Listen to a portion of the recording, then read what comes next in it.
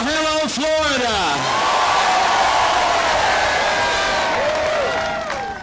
To Lieutenant Governor Nunez, Maria Salazar, Ernesto Ackerman, Fabio Andrade, all the inspiring freedom fighters gathered here today. It is great to be back in the Sunshine State with so many champions for freedom, just 19 days away from a great victory all across Florida and all across America. And standing here near the hallowed grounds of Memorial Cubano, it is my great honor, on behalf of our president, to accept the endorsement of these extraordinary heroes of the Cuban exiled community. I thank you so much. I thank you so much for the honor and for the support. But honestly, I'm here for one reason and one reason only. And that is that Florida and America need 4 more years of President Donald Trump in the White House. 4 años más.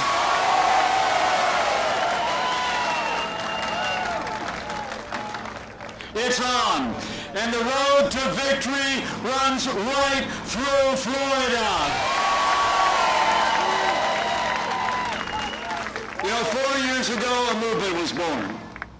A movement of everyday Americans from every walk of life. Here in Florida, you knew we could be strong again. You knew we could be prosperous again.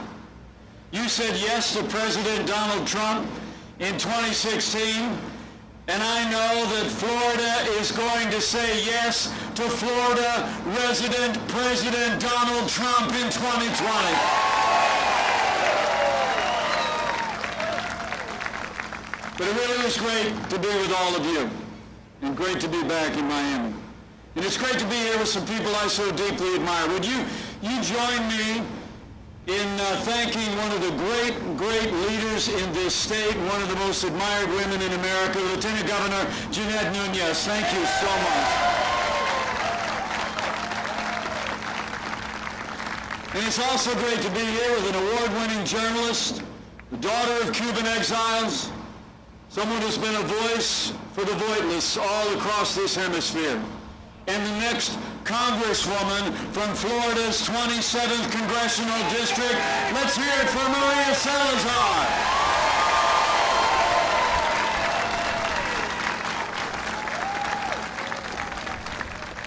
We need Maria in Washington, D.C.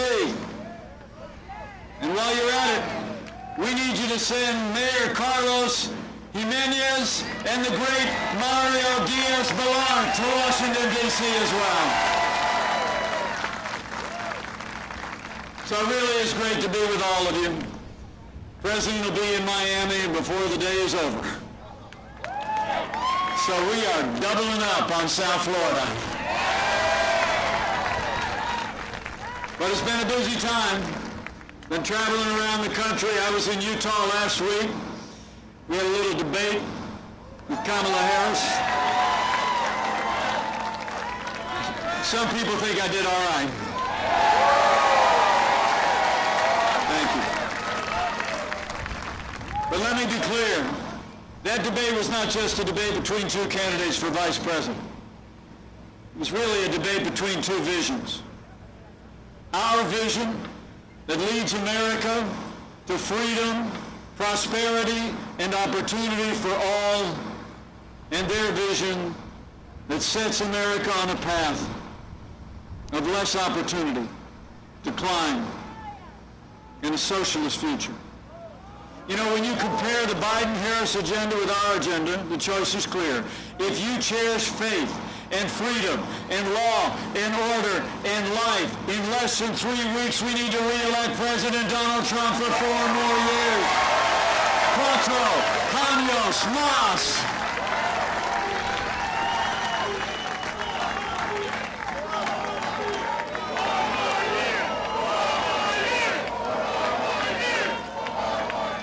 You know, it's amazing to think how far we've come in 4 years in our stand for freedom. And it all begins with the defense of freedom. Providing for the national defense is the first order of our national government. And I have to tell you, as the proud father of a United States Marine and the father-in-law of a United States Navy pilot currently deployed, I couldn't be more proud to serve alongside a president who cares so deeply about the men and women of our armed forces and their families. President Donald Trump has signed the largest investment in our national defense since the days of Ronald Reagan. We've rebuilt our military. We've restored the arsenal of democracy. And we're once again giving our soldiers, sailors, airmen, Marines, and Coast Guard the resources and the support that they need. And with that renewed American strength, we've stood with our allies and stood up to our enemies. And this president has stood strong for freedom and liberty across this hemisphere of freedom.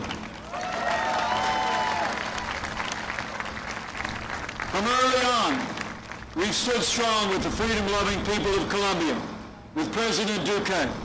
And last month, when a great hero of freedom, former President Alvaro Uribe, was placed in house arrest, President Trump and our administration called on the Colombian judiciary to release this heroic champion of freedom, and earlier this week we learned that President Uribe is free.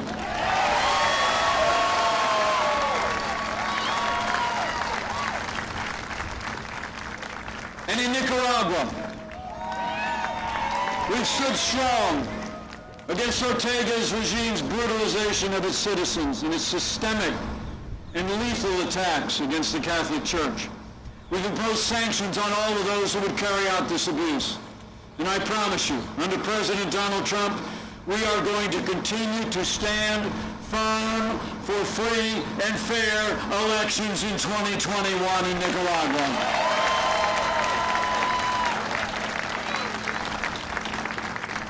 And in Venezuela, under President Donald Trump, America has stood against dictatorship and oppression.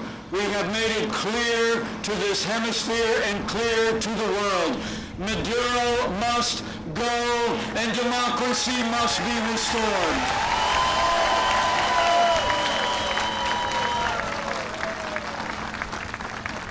We've imposed sanctions on the dictator Maduro. We deployed Navy and Coast Guard ships into the region to interdict in their narcotics traffic.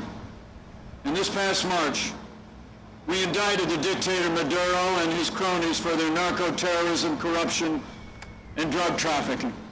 And I couldn't be more proud that America was the first nation on earth to recognize President Juan Guaido as the only legitimate president of Venezuela, and now 60 nations around the world have joined us. You know, it's heartbreaking to think the socialist policies of the Chavez and Maduro regimes have caused economic and humanitarian catastrophe in Venezuela.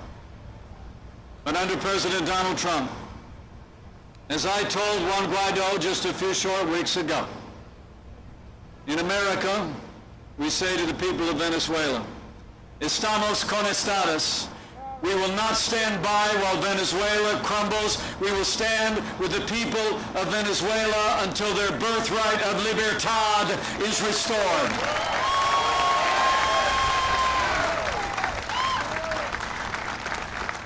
And here, so close to the hallowed ground of Memorial Cubano, erected to remember the victims of the communist regime in Havana, you all know that when Joe Biden was vice president, America appeased the Castro regime with concession after concession. The Obama-Biden administration actually returned a convicted murderer, Gerardo Hernandez, and other members of the regime spy network back to Cuba. And when the last president visited Cuba, he literally stood hand in hand with Raul Castro. President Trump, he brought 8 years of appeasement to an end and President Donald Trump will only stand hand in hand with you and all of those who cherish freedom in this country and in that beleaguered nation. Under this president's leadership, we've reversed the failed policies of the last administration. We've imposed sanctions. We've stood with political prisoners and stood for the human rights of the Cuban people. And as President Trump said just a few weeks ago, when he accepted for the second election in a row the endorsement of the Bay of Pigs Veterans Association, we will not lift sanctions until all political prisoners are freed, freedoms of assembly and expression are respected, and political parties are legalized with free elections for all the people of Cuba. Standing here in the shadow of Memorial Cubano, I promise you, with 4 more years of President Donald Trump in the White House, it will always be Que viva Cuba Libre!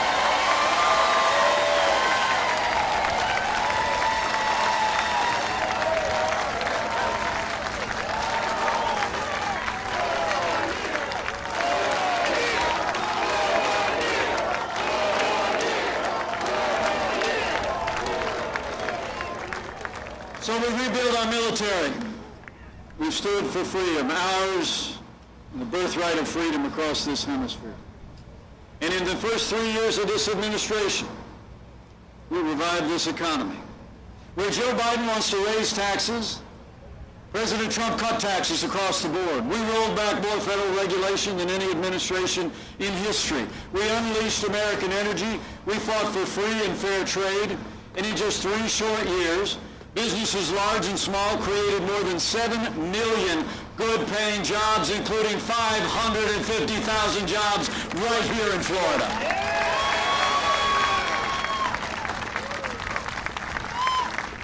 Florida reached its lowest unemployment rate in history, and the average hourly earnings in this state grew faster in our first 3 years than they did in all 8 years when Joe Biden was vice president. And the president and I are probably most proud of the fact that wages were rising across the board, but they were rising most rapidly for hardworking blue-collar Americans. The forgotten men and women of America were forgotten no more. And all along the way, President Trump has stood for the rule of law. We've appointed more than 200 conservatives to our federal courts at every level. And they are all men and women who will uphold all the God-given liberties enshrined in our Constitution, like the freedom of religion, the freedom of speech, and the Second Amendment right to keep and bear arms.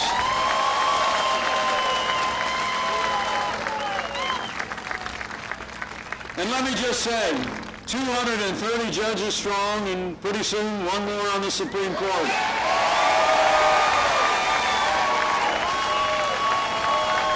None of that would have been possible without the strong support of Senator Rick Scott and Senator Marco Rubio. Would you join me in thanking these two great leaders?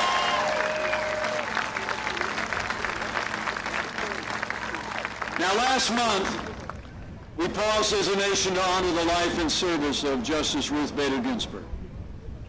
But when the memorials were over, President Trump fulfilled his duty under the Constitution.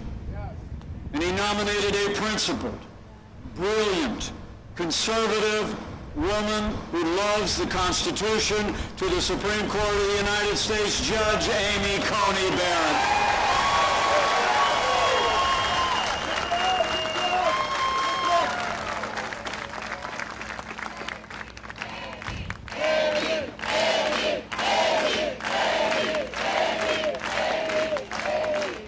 I'm going to tell her you all did that. I'll tell you what.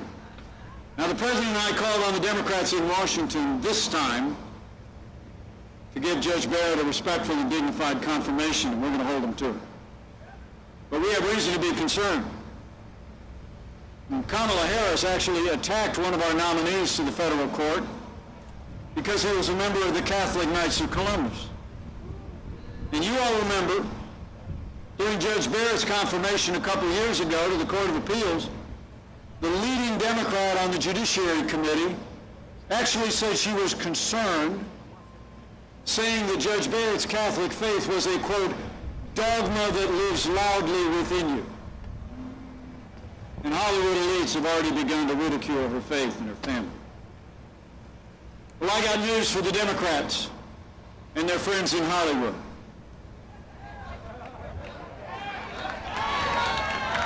That dogma lives loudly in me. That dogma lives loudly in you. And the right to live and work and worship according to the dictates of our faith lives loudly in the Constitution of the United States of America.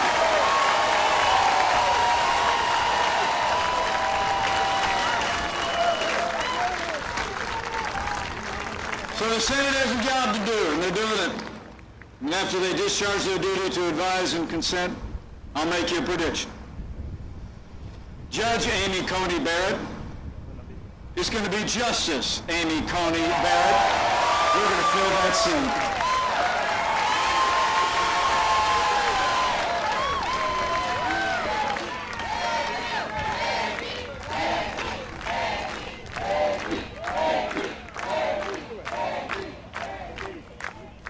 You know, an independent judiciary is a bulwark of freedom, as we reflect today so much on America's love and commitment to freedom. People gathered here and all across Florida deserve to know. After 150 years with 9 justices on the Supreme Court, leading Democrats in Washington are actually talking about packing the court. Joe Biden refused to answer the question during his presidential debate. And you might have seen Kamala Harris. Kamala Harris refused to answer my question during our debate. Although in the primaries, Kamala Harris said that she was, quote, absolutely open to packing the court. It's true. Last Friday, Joe Biden was actually asked if voters didn't deserve to know if he plans to pack the court, and he said, and I quote, no, they don't. Well, you know what? When you're running for the highest office in the land, the American people deserve to know whether you're going to respect the highest court in the land. It's time for Joe Biden and Kamala Harris and Debbie Mucarsel-Powell to come clean. Give the people of this country a straight answer. You know, there's only one explanation why they won't answer the question. Joe Biden and Kamala Harris are going to pack the Supreme Court with liberal judges if they win. Make no mistake about it, though. Adding seats to the Supreme Court and filling them with leftist activist judges would be the biggest power grab in American history. But we're not going to let it happen. We're going to preserve an independent judiciary. We're going to uphold the Constitution of the United States. We're going to re-elect President Donald Trump for 4 more years.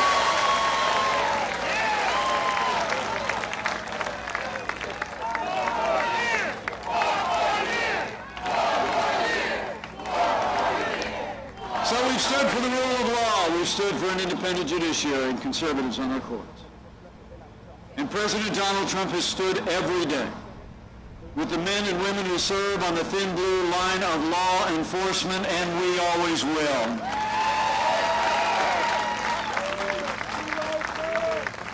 Now, the President and I know the men and women who serve in law enforcement are some of the best people in this country.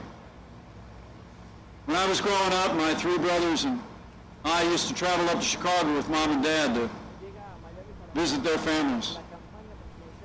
Dad's younger brother, still living at home, would come out in the morning wearing that Chicago Police Department uniform, sidearms strapped to him. My 3 brothers and I would just look up in awe. You know, all of my heroes wear uniforms.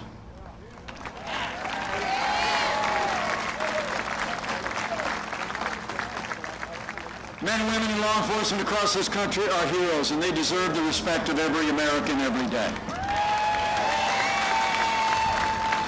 Now, the President and I will always respect the right of Americans to peaceful protest. It's enshrined in the Constitution. But rioting and looting is not peaceful protest. Burning businesses is not free speech. violence against innocent civilians, the destruction of property, or violence against law enforcement will not be tolerated, and those who do it will be prosecuted to the fullest extent of the law.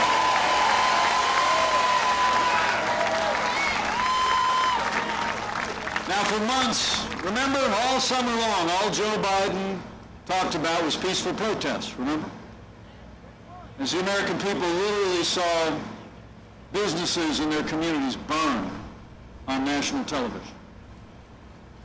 Truth is, Joe Biden would double down on the policies that have led to violence in our major cities. You know, when you withdraw support for those who protect and serve, you only embolden those who would do harm to our families and our communities. Now, Joe Biden explains it all by saying that America is, in his words, systemically racist. And Joe Biden said that police officers in this country have a, quote, implicit bias against minorities. When Joe Biden was asked if he would support cutting funding for law enforcement, he said, yes, absolutely. And under President Donald Trump, I'll make you a promise. We're going to back the blue. And we're not going to defund the police, not now, not ever.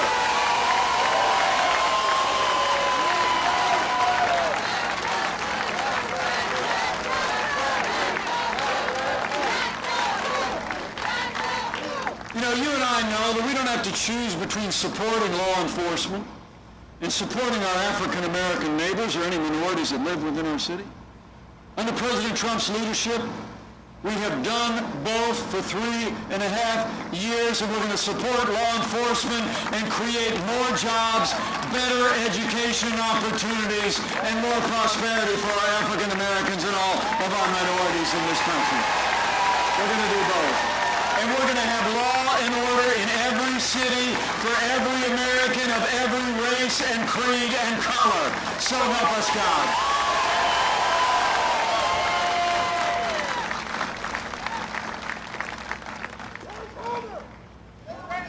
So we've stood for the rule of law. We've stood for law and order. And from the first day of this administration, this president's also stood strong for the right of every American to live, to work, to worship according to the dictates of your conscience and your faith. You know, when Joe Biden was vice president, we saw a steady assault on the religious freedom of the American people. It's true. But it was President Trump who restored the conscience rights of doctors and nurses and teachers and religious charities. And it was President Donald Trump who ended the assault on the little sisters of the poor. And the Supreme Court made it permanent by a 7-2 vote. Now, Joe Biden has actually said that he intends to haul those nuns back into federal court. I mean, can you imagine that? I mean, I'm the product of 8 years of Catholic education.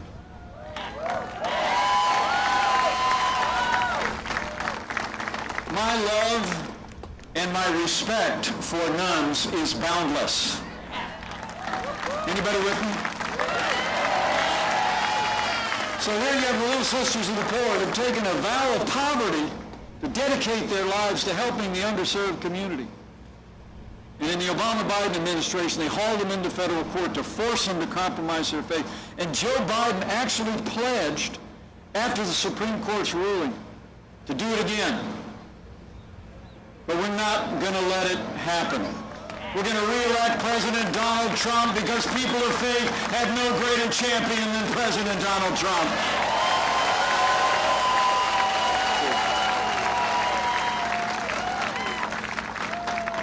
And maybe most important of all, as we talk about liberty, we need to talk about life.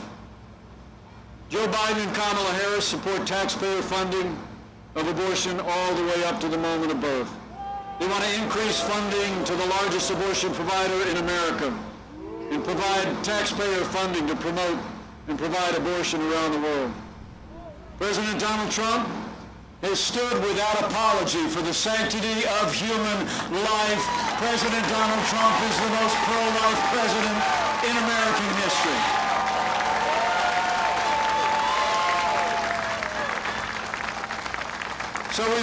our military, revived our economy, stood for law and order, liberties, and life. And none of that would have been possible without the strong and consistent support of Florida's Republican delegation in Congress.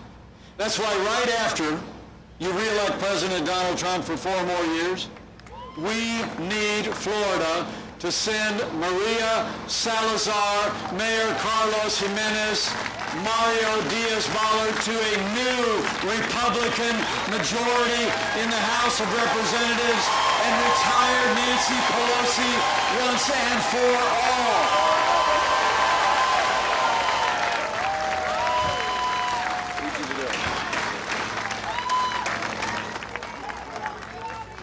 You know, when you look at what we were able to accomplish with a Republican House and a Republican Senate in those first few years, there's only one conclusion you can draw. With this president's leadership and your support here in Florida, in 3 short years, we made America great again. We did. You said it.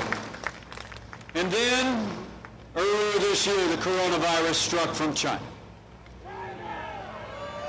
But I'm here to tell you, when there were only 5 cases of coronavirus in the United States, and all of them had come back from overseas, President Trump did what no American president had ever done. He suspended all travel from China, the 2nd largest economy in the world. Now, Joe Biden called that hysterical. He said it was xenophobic. He actually wrote that it would make things worse if we closed our border to China. But I can tell you, as the head of the White House Coronavirus Task Force, President Trump's actions saved untold American lives, and it bought us time to stand up the greatest national mobilization since World War II. It's true. We reinvented testing. Done more than 120 million tests so far. We saw to the manufacture and delivery of literally billions of medical supplies to our doctors and nurses and healthcare workers. We're developing medicines that are literally saving lives around America. And we are just a few weeks away, I believe, from having the first safe and effective coronavirus vaccine and having millions of doses for the American people. Now, as I said, the president's going to be in Miami later today, and I'm happy to report the president, the first lady, and Barron are all doing great, and he is back on the road, back in the fight.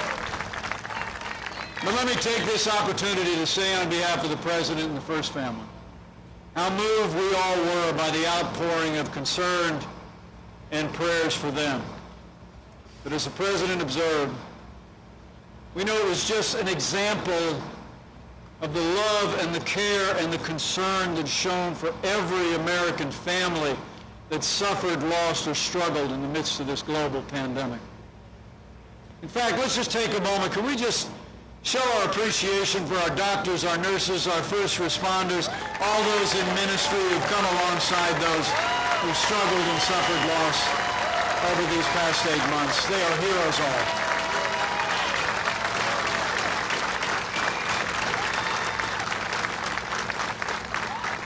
Heroes all. So we're making sure our doctors and nurses have everything they need. The American people have the counsel to slow the spread, just like you all did here in Florida this summer. We're going to protect the vulnerable. We're going to save lives. And with Joe Biden talking about shutting down our economy, under President Trump, we're opening up America here. You know, in the last 5 months, we're losing 22 million jobs in the height of this pandemic. We've already seen 11.5 million Americans go back to work, including more than 630,000 people back on the job right here in Florida. We're opening up America, and we are opening up America's schools. We just announced a few weeks back we're distributing 100 million rapid tests to school nurses and administrators all across America, making it possible that everywhere in this country we can get our kids back in the classroom where they belong and keep them there safe and sound. So we've gone through time of testing, but in just 19 days, we're coming to a time for choosing. The choice in this election has never been clearer. The stakes have never been higher. It's amazing to think in the middle of a global pandemic, Joe Biden wants to raise taxes by $4 trillion. President Trump, we not only cut taxes across the board for businesses and families, but we're going to keep cutting taxes for 4 more years. Joe Biden wants to bury our economy under an avalanche of red tape. The president had to remind him in that presidential debate that he supports the Green New Deal. Seemed like he forgot. He wants to put us back in the Paris Climate Accord. President Trump, we cut federal red tape. Our air and land and water are the cleanest in history, and we're also a net exporter of energy for the first time in 70 years. When it comes to trade, the contrast couldn't be clearer. When we took office, half of our international trade deficit was with China. $500 billion a year we were losing. Joe Biden's been a cheerleader for communist China all along the way. President Trump, he put China on notice. He said the era of economic surrender is over. We impose tariffs and we're going to stand strong with China until we respect American workers and American property.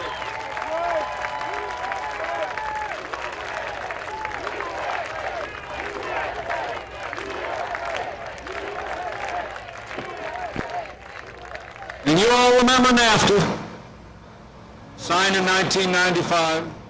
Where I come from, up in the heartland, we literally saw entire communities shuttered as factories closed. Jobs moved south of the border and overseas. It's true. 60,000 factories were closed in all the years since NAFTA. And the last administration was about to give up on manufacturing, remember? They said, "What magic wand do you have?" Well, we didn't need a magic wand. We just needed President Donald Trump in the White House. NAFTA is gone. The USMCA is here to stay. It's a win for Florida. It's a win for Florida workers and Florida agriculture.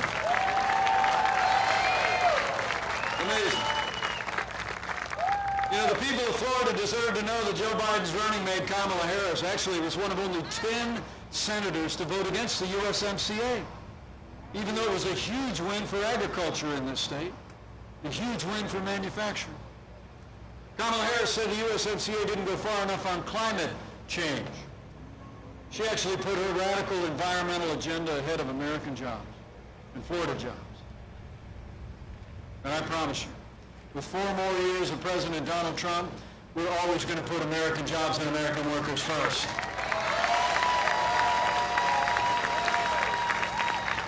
You know, when you look at their agenda, it's clear. Joe Biden would be nothing more than a Trojan horse for the radical left. It's true. Now, Joe Biden says that democracy is on the ballot. Whatever that means. But I think our economic recovery is on the ballot. Law and order are on the ballot. But I think all the freedom-loving people gathered here and your families know that there are things much more foundational and much more fundamental that are on the ballot. You know, in this election, I think it's not going to be so much whether America ends up more Republican or more Democrat, more conservative or more liberal, more red or more blue. I think the choice in this election is whether America remains America.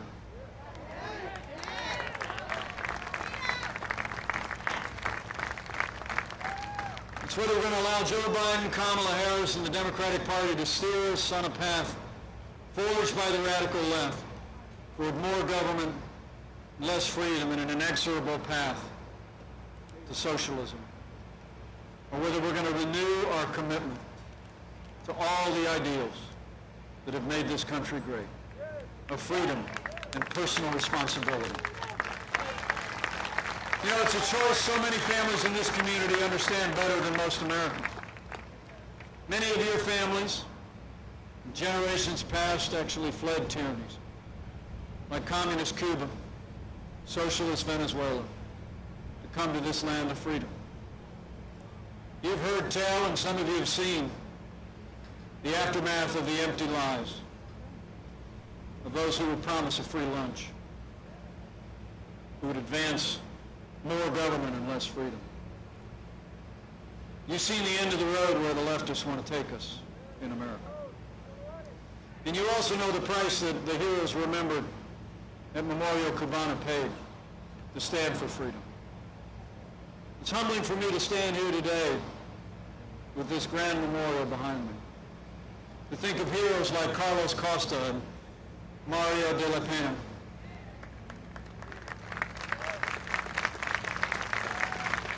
They were called Brothers to the Rescue. In 1996, they loved freedom so much. They flew missions, attempting to locate Cuban refugees who were trying to escape communist tyranny of Castro, so they could drop relief supplies on them and radio their position to the Coast Guard. But you all know the story. Their mission of mercy was cut short when they were shot down over international waters by Cuban fighter jets. They were sons of Cuba. They were patriotic Americans, and we rightly honor their memory, in name and in deed. We're inspired by their example, by what they were willing to do to advance the freedom in this nation and in this hemisphere in their time. We know they were driven by love for their families. We know they were driven by love for freedom. And as a great Cuban American who fled Cuba as a child, said at the Republican National Convention, and I quote, Maximo said, right now it's up to us to decide our fate and to choose freedom over oppression. He said, rightly, you and I will decide. But then he said, here's what I've decided. He said, I choose President Trump because I choose America. I choose President Trump because I choose freedom. So for our freedom and for our future, we need to decide right here and right now that Joe Biden will never be president of the United States. We're going to re-elect President Donald Trump for 4 more years.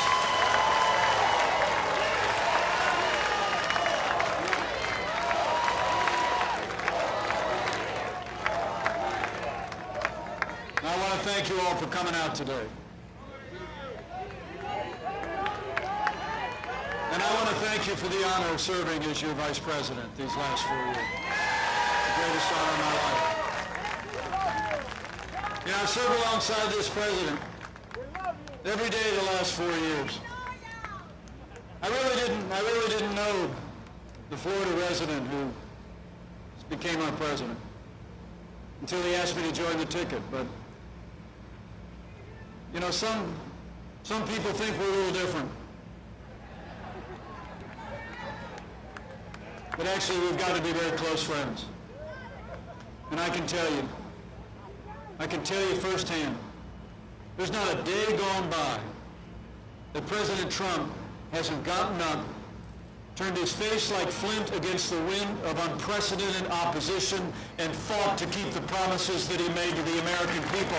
Now it's our turn to fight for him. It's on, Florida. We got to make it happen. It's going to take all of us. So before I leave, I want to ask you to do a couple of things. First, before these 19 days are out, I need you to vote, Florida. I need you to vote for 4 more years of President Donald Trump in the White House. I checked on the way here. Early voting starts Monday, October 19th. And remember, You take advantage of early voting? Friends, don't let friends vote alone. Bring a family member, bring a friend, bring a neighbor, and cast a vote for 4 more years. And secondly, after you're done voting, I need you to keep on doing what you're doing right now. Bring this incredible enthusiasm. Wear the hat, wear the shirt, tell the story. Tell people, you know, I ran into Mike the other day out in the field, out on the fairgrounds. You stood out there for like an hour, just giving us the top lines of everything we've been able to accomplish and all that we can do in the choice in this election. I want you to talk to your neighbors and friends at work, at worship, every day. And when you do it, I encourage you to have faith. Have faith in the American people.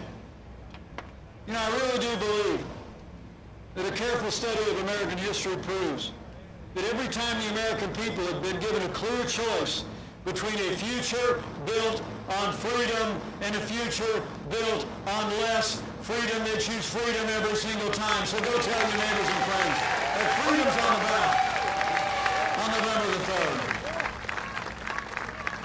And lastly, I'd encourage you to have that other kind of faith as well. You know, at the end of the vice presidential debate, I got a question from a little girl. She said that when she was watching television, it seemed like people were arguing all the time. She wondered how we could bring our country back together. But as I've traveled across this country these last 4 years, I've become convinced that there will always be more that unites us in these United States than could ever divide us. And chief among those things is faith. It's true.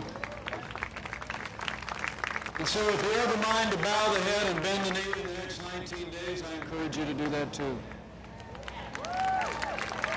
And when you pray, pray with confidence, mindful of those ancient words, that if his people who are called by his name will humble themselves and pray and turn, he'll do like he's always done in the long and storied history of this nation. He'll hear from heaven, and he'll heal this land.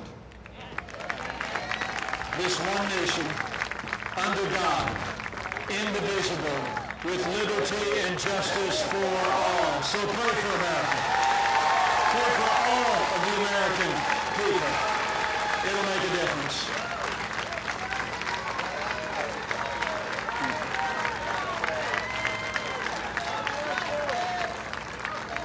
So men and women of Florida, time's wasted. And you still got the better part of the rest of the day. Get out and tell the story. But I leave here today encouraged. I just know that if all of us do all that we need to do across the Sunshine State and all across this country, in every hour that remains between now and Election Day, we're going to have a great victory all across Florida and all across America. We're going to make Florida and America stronger than ever before. We're going to make Florida and America safer than ever before. We're going to make Florida and America more prosperous than you could possibly imagine. And with Rick Scott and Marco Rubio in a renewed Republican majority in the Senate, with Maria Salazar, Carlos Jimenez, Mario Diaz-Balart in a new Republican majority in the House, with President Donald Trump in the White House for 4 more years, and with God's help, we will make America great again. Again. Thank you all very much. God bless you. God bless America.